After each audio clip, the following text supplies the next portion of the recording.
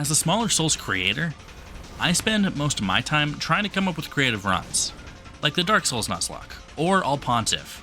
Whatever the run is, it's usually looking at the game through a certain lens.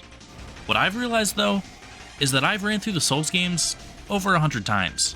I've just barely made my 100th video, but I've played each game tens of times outside of YouTube. With that said, I have some opinions on the Souls games. There are perspectives I've gained from interacting with bosses numerous times, and there are things I've largely discarded. So why don't I tell you a bit about what I've learned? My first playthrough of Dark Souls 1, I used a raw Morningstar plus 5. That's a really bad weapon. My second playthrough, I used the Zwei. Instantly, I fell in love. And the Zweihander is a top tier weapon.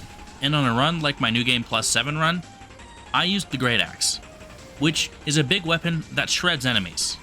And in my Dark Souls Nuzlocke, I ran through a lot of Dark Souls 3 with an unupgraded Great Scythe. This pattern to me establishes one of my biggest tips for new players. Bigger is always better. Lots of Souls bosses only let you get 1 or 2 hits in. And when your hits are each earth-shattering strikes that progress the fight, you're gonna win pretty quick.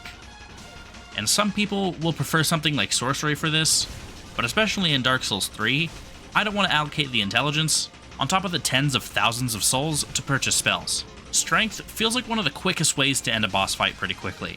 Sure, I could grab a dex weapon and slash away at a boss for a few minutes, but I could also use my Zwei and stagger a boss while I deal half its health in 5 seconds. I know this goes pretty much against everything I said, but stick to what you know.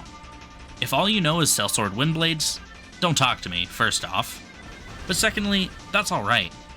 You'll probably have an easier time with weapons that you know and like, rather than trying to go for some bleed gank with the bandit's knife.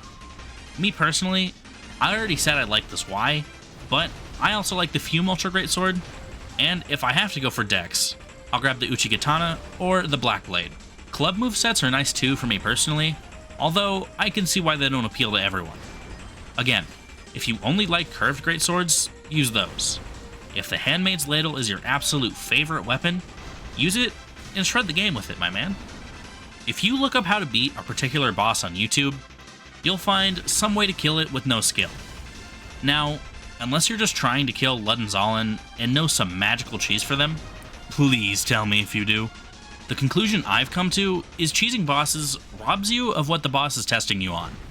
If you cheese Osiris like I often do, you're not going to have the patience he teaches you for a more punishing boss, like the Twin Princes. Of course, he's optional, so you don't have to kill him at all, but it's a useful skill to have. Speaking of optional things, don't be afraid to explore. I missed many bosses on each of my first playthroughs of these games, but I wish I found them all. Not only does it give you more souls for more levels, they're really fun bosses most of the time. And honestly, unless you're trying to beat these games for the status of it, you're playing to have fun, right? Why cheese a boss when you could feel the accomplishment of killing it? If anything, that's kind of the appeal of a challenge run to a lot of challenge runners, is to try to conquer these bosses in a new way. I've seen a few of my friends play Dark Souls, and the thing I always notice is that they're scared of the enemies they're fighting. And sure, some bosses are pretty scary, but that's such an easy way to make the fight harder. If you don't go in there with absolute confidence in what you're doing, you'll second guess yourself and lose. Even if you confidently do something wrong, like I often do, it's usually not worse than just doing nothing or doing something too late and dying. Push it further, as I like to say. You think you're being aggressive? Do more. Learn exactly how to toe the line, and be as close to that line as possible. Dark Souls is somewhat of a puzzle game with its bosses. Every move has a solution to dodge it reliably, unless you're playing Elden Ring. And the only way to solve that puzzle is through experimentation. Well, I hope it was obvious that I didn't have much time for a video this week. This was about all I could think of. Hopefully I'll be back next week with something good. Consider tossing me an interaction if you enjoy it. It's like tipping the bellhop. Other than that, good luck out there in the harsh worlds of Lordran, Lothric, and Drangleic. And the lands between, and Yharnam, and